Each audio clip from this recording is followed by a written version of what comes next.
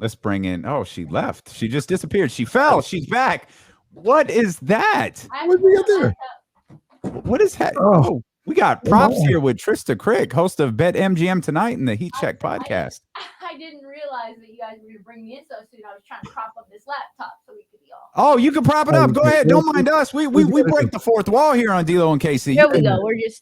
We're just breaking through. I got a little 7-Up crate here, boosting up the laptop. So they just keep 7-Up crates around the Bet MGM studios. Well, no, this is for me. So here's a little inside secret. So we have these huge chairs. They're like almost like the high tops at a bar. Uh-huh. And my legs are so little.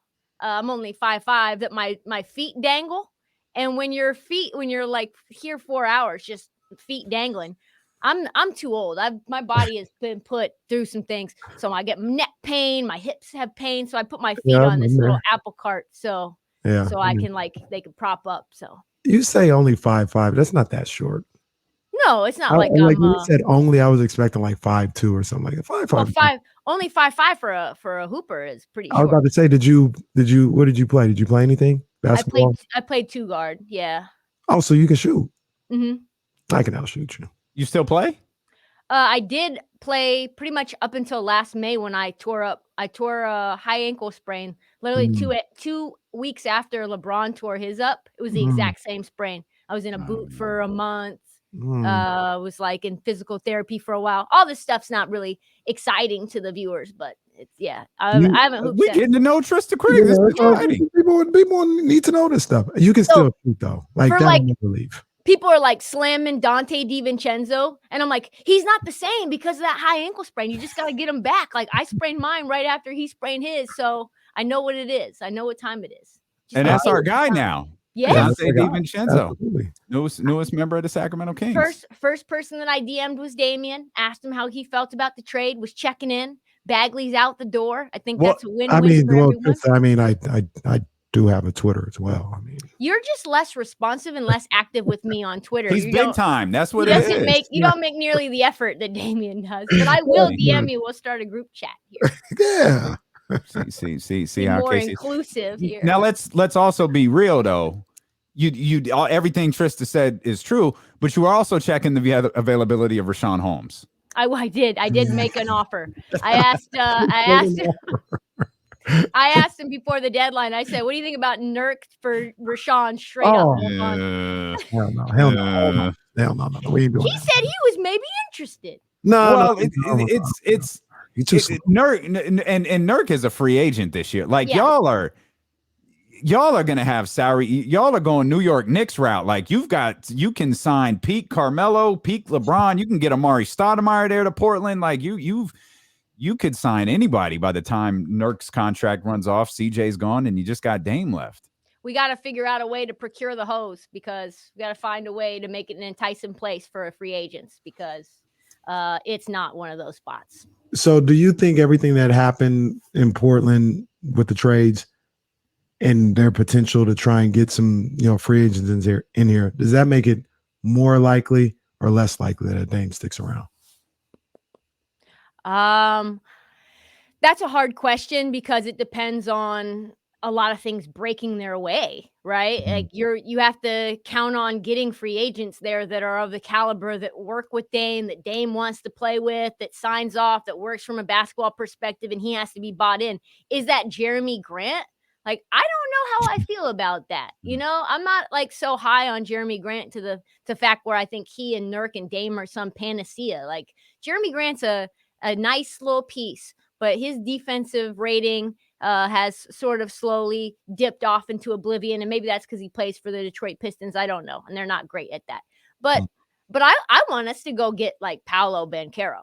I want us to go get maybe like a Chet Holmgren. If we can trade those 2 first-round picks, and I've come to peace with us kind of retooling, rebuilding, whatever you want to call that since we talked last week. But yeah, I think we need to get someone who helps us right away. And this free agency class is pretty whack. So I don't think it's going to be strictly free agents unless you're going to go get a bunch of role players that fit. I really like the idea of getting Lou Dort. He'll be a free agent, not this summer, but the next summer. We need a guy on the perimeter who can do a bunch of things, who can also defend, shoot threes, like a little bit better than a 3-and-D guy who can give us some toughness, like a dog in him. What do you guys think about that? Like that kind of a player for us? Yeah, I think you guys are at the end of this road. I think the Dame is. I mean, I know he likes to say he's 10 toes down, but I think I think Dame's played his last game in Portland. You do? Yeah. You think is that in your mind? Is that like your logic, or is that based on anything else besides logic? Well, no one's told me anything. If that's what you mean. I just mean like what would you just say? You want to go out, you want to get one of the top draft picks. So if you want to get one of the top draft picks, you don't want Dame to come back this year. If Dame's got that weird like abdominal issue, you have made it clear we don't want that 10 spot. If the idea is to get, and Sacramento, New Orleans went in the other direction. We want that 10 spot. So you got Portland falling back. You want one of those top, what you just named the top 2 picks. Yeah, okay. I think you would trade the New Orleans pick with the Portland pick to try to get like a top 2 pick.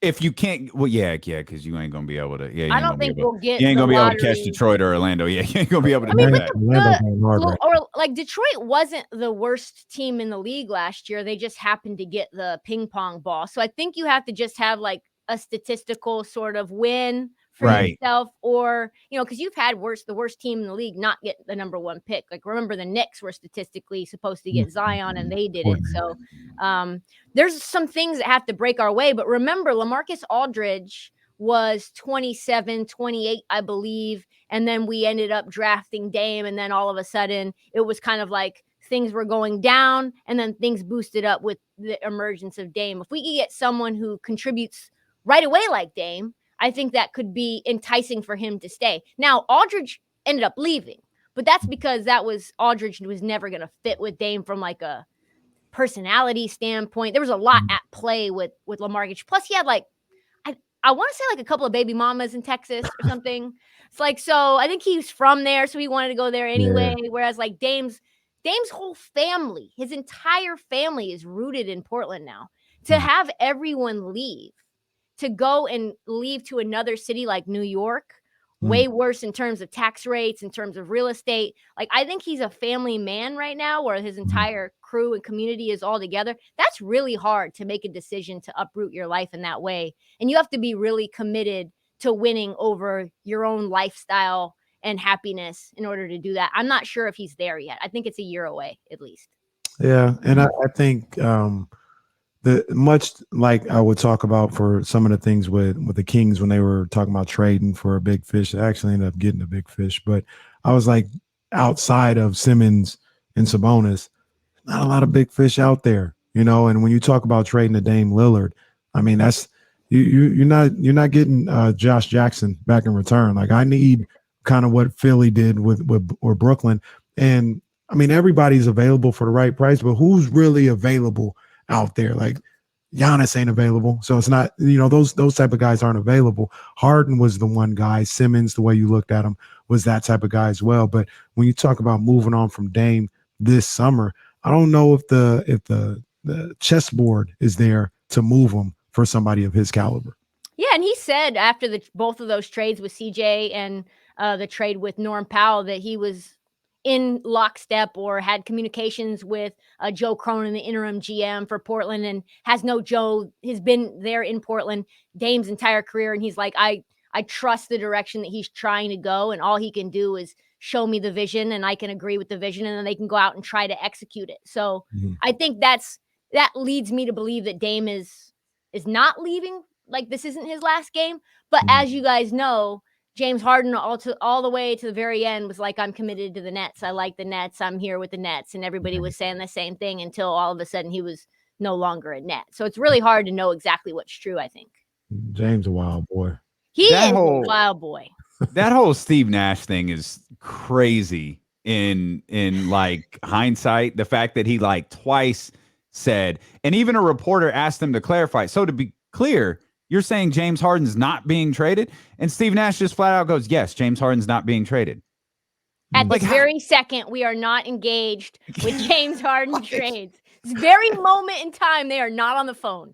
Hey, once again, That's crazy. could have just listened to Kyrie. Kyrie told us, I don't know. Seems like he's engaged. I tell you what, I think if Kyrie would have been vaccinated and would have been able to play full time, or in an alternate universe, Kyrie never comes back to the team, period. And all you know is the potential of a healthy Kyrie from the playoffs last year. You don't have this halftime or quarter time Kyrie that's burning sage at the Quicken Loans Arena and is like only there a part of it, and like cooking James in scrimmages one-on-one, but he's barely there. It's like, we could use you. I don't think James necessarily leaves right now. I think once Kyrie came back halftime and he's doing the shenanigans that he was doing, and you heard James be like, I'll vaccinate him myself. He said, I'm going to give Kyrie the shot myself. He said that publicly. I think he started to get a little irritated by the fact of like, I'm supposed to be here with the three-headed monster. And now KD's hurt, and now it's just me again, like I was in Houston, only I'm paying 15% more in taxes, and there's not as many strip clubs. That's true. It strip club. That's a real thing with him, it seems. Everything I hear, a real thing. He needs the gentleman's club. We all have our things. You know what I mean? We all have our things. Do you think it works let's start with James Harden. Do you think it works with James Harden in Philly? I hope so. I think it has the potential to work. If they're both healthy, I think it works. And they're both committed to like setting aside some level of ego and they're playing together. I think from a two-man perspective, this is going to be electric because JoJo has never had a playmaker who can score and shoot like James. And James has never had a guy outside of maybe, I guess, like Capella. But Capella is no Joel Embiid, right? To be able to play pick and roll, pick and pop, to throw lobs, and then to have that like almost like what Trae Young and Capella or Trae Young and John Collins do now, where you can basically fake the lob and turn it into a floater. It really sets defenses off guard. And then you've got, you don't have as great as shooters as they could be, right? You've got Korkmaz and you've got Nang and you've got Danny Green, all capable shooters, kind of and Tobias to a degree, taking steps down. But I think that's because they haven't had a playmaker, right? Like you don't have Ben setting them up. And so you've got to create your own shot. And like you've seen with Davis Bertans with the Washington Wizards, like barely anyone can go out and get their own shot. Like catch and shoot is so much easier. So if you have someone like James getting 10, 12 assists to you, I think that really helps their offense a lot. And on top of that, like Matisse Thybulle is going to cover up James in terms of what he is limited or doesn't want to try on defensively, right? So I think that could really, really work from offense and defense. And then in terms of the Nets, I think that just makes them so much deeper. You can play Ben at the 5. You don't need to have Nick Claxton talk about a wild boy. He is so inconsistent. Nick Claxton, you never know. He is like peyote. He's like a peyote in human form. Like you're not sure what the high is going to be. You're not sure if it's going to be a good one or a bad one. He could miss 2 free throws in a row.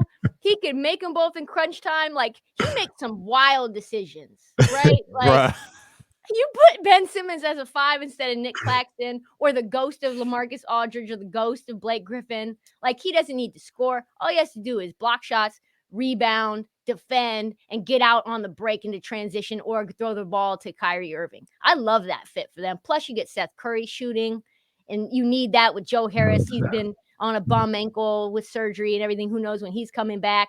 I think it just makes them really potent. Plus you've got Patty Mills as the mentor for Ben, keeping his head in the game, keeping him, straight, being the pseudo therapist for him.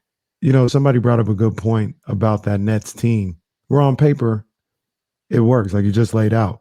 But first, Ben Simmons, when does he come back? And they brought up a good point. They're like, well, he can't come back until KD comes back at the earliest, right? Because is that true? Well, not like factually, but like when you break it down, you're not going to throw him out there in a home game. You're not going to throw him out there by himself. So right. A home game would be by itself because Kyrie can't play. And then I guess you throw him out there, you got to look for like when a long stretch of road games are or something like that. But I don't even know if you throw him out there with Kyrie. I don't understand. Why wouldn't you play him at home? You're not throwing him out there by himself. Ben Simmons the way he is. First of all, it's going to take time because he can't just be like, oh, I can play now. Because the Sixers like, oh, you can play now? You said it was something, Mitchell, you had to get through. I think it's at least a few weeks. Yeah. I think it's post All-Star break for sure. Mm-hmm. I would be very curious if he plays March 10th when they play the Sixers in Philly. There's no way he will not. He will no not. chance. I've already asked. Even if he comes back before then, he's missing that game. I've already asked for that day off. I've already asked for that day off. Number 10 was my jersey number growing up.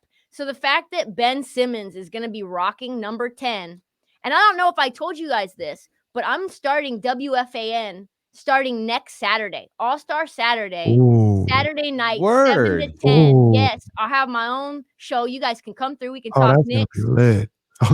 Oh, you know, that's my second team. I'm a Kings fan, but you know the Knicks are my team. I did not know that. Yeah, I did not know that. Knicks team. So the whole, Ben Simmons to New York thing is just sort of insane to me, and I cannot wait for this to be a regular part of my life. That's legit. Trysta making them moves. Trying. WFAN. That's what's up. That's gonna be an interesting saga out there in Brooklyn. Yeah. Yeah, it is. It is. By the way, do you think it works, or who do you think has the greatest chance of it flaming out? Philly.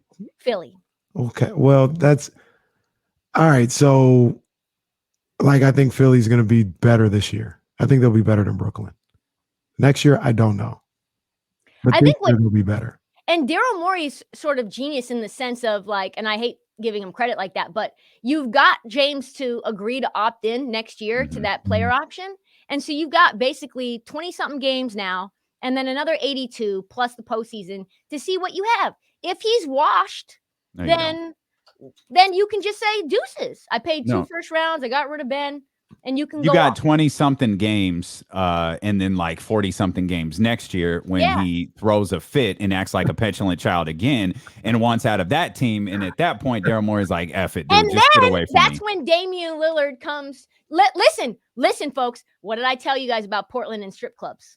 Number 1 strip club city in America per capita. You never mentioned this to us before. Really? No. Portland has the most strip clubs per capita than any other city in America. There are so many strip clubs that there are niche strip clubs where the strip club itself only serves vegan food and the strippers are only vegan.